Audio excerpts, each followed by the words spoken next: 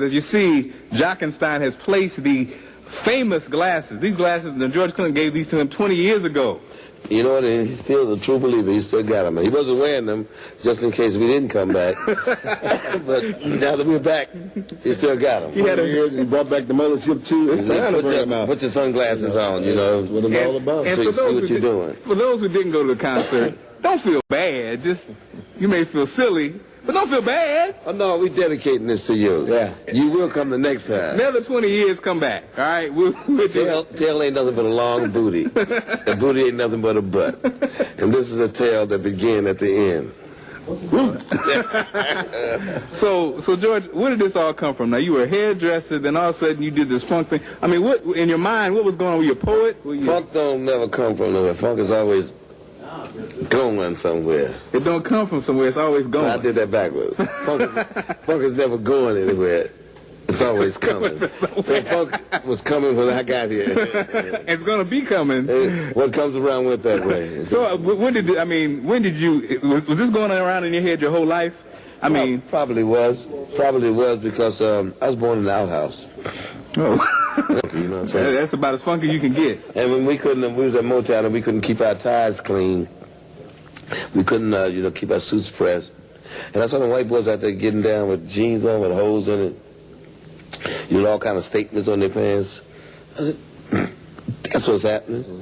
I mean, I had suits tailor-made when I was in 13 in grade school. Right.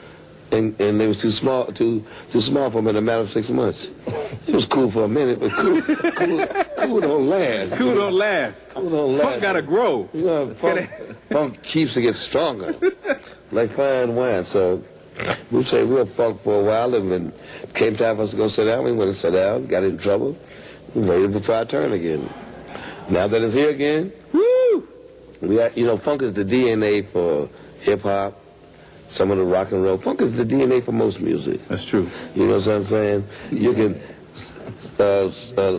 say, cop it, dupe it, loop it to stupid, and you own. Now, you did something different than a lot of artists who had success.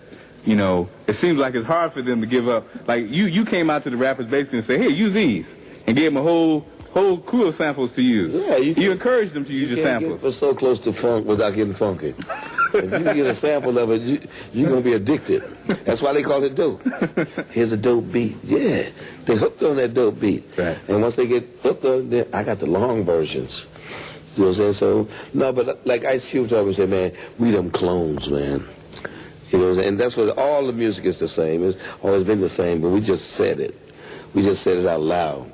We didn't allow people to keep changing the name. It's cool. All of it, R&B, black, urban, all that's cool. But we designed ourselves, we said we're going to call it funk. And no matter what, anybody change it, because they change it for convenience, to monopolize it. Cool, disco was cool, but we rescued dance music from the blahs. Right. I like disco records one at a time, but you get them all together, they sound alike, then, you can't make love like that with one stroke. Is that true, Jockenstien? Hey, you heard the doctor.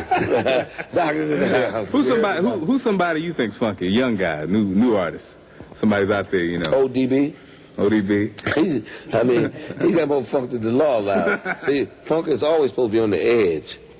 Supposed to be so close to the edge. They're saying, that's so crazy. I gravitate to that music that parents be saying, it ain't gonna last. Cut that off. Ooh, it's too loud. It's getting on my nerve.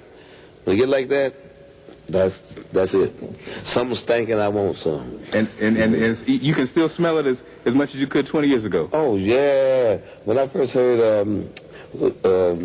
ODB and Wu-Tang, I said, now, they didn't even like themselves. They were so funky.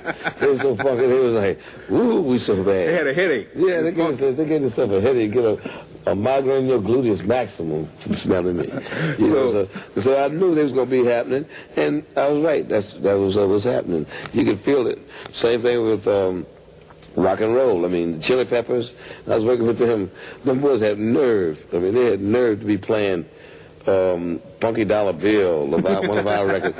I knew they was going to be all right. That take nerve. We didn't even play that. We made the record, but we never played it. So when I saw them play that, I knew Fishbone.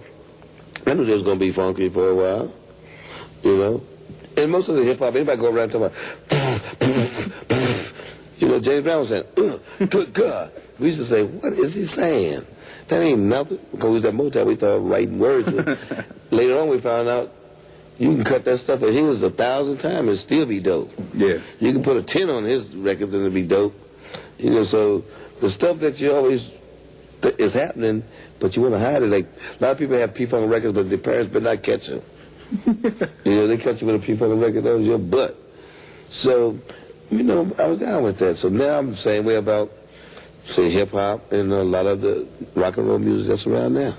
So, Jockenstien, you, what was it about?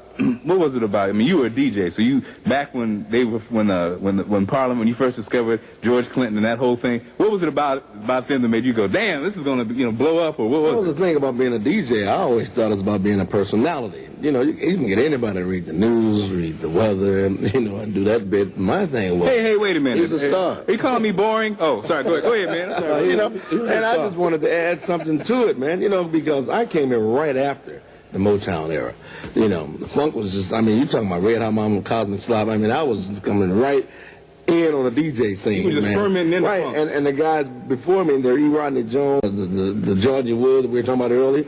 I mean, these were personalities, man, and I wanted to be be a Jim Gates. Even the Gotta mention Gates, boy. yeah. We got legends in our building. Yeah, we have, Another thing, we slid in. We went from Parliament to Funkadelic to Bootsy. So we slid in on them in a way that most people didn't. You know, we was a Testify was the one way. I Bet You was another way. And then Flashlight, Tear the Roof Off. We slid in. You didn't even notice that we were changing. A lot of people didn't even know we were the same group. Yeah. So when they looked around, there we were, stand up in their face like, wait a minute. You're the same people that was here yesterday. Right. There's some confusion about that whole thing. Wait a minute. All of that, and to his credit, too, I don't know if they ever get a chance to talk about it anywhere else, but this guy took one group and tied up 4 or 5 record labels, too. Yeah, under different names. So we slid in in a way that most people didn't notice us slide in. Like, a lot of kids now know George Clinton, and their parents would say, well, that's the dude that did this record, Knee Deep. They say, oh, De La Soul. They say, no, Knee Deep. They say, oh, blah, blah, blah. You know, they say, we did it under a lot of different names. Right. You know what I'm saying? So that way, we were able to stay around. And Bootsy from James Brown. Maceo used to be from James Brown. Fred Wesley. Right. James. So we were Motown, we were James Brown, we were Jimi Hendrix, we were rock and roll, we was doo-wop. Because my favorite songs was the Spaniels and the Dells and... Okay. You know, Frankie Lymon. I'm from doo-wop. Every song I liked to make, we was begging for some. Mine was for the girls. I'm looking for the girls. We was trying to beg them. You know, but since that wasn't the thing that was all the way happening anymore, we do that a little bit in the Bootsy's record, like Chocolate Star. You know, we were silly about it, but we was begging. I'd rather be with you. Those are the songs that I like, you know, but I was able to do them on Bootsy. Because we had a concept of silly, serious, and a big fat bass sound. Right. What do you think about people who just say they're disappointed with today's music and then it's not going to last? Do you agree with that? Or They say that every day. They say that every time a new music comes in, that's what makes it stay.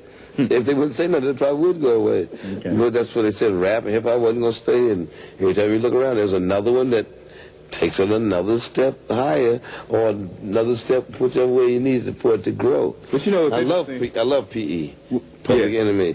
I love, you know, to death. What's the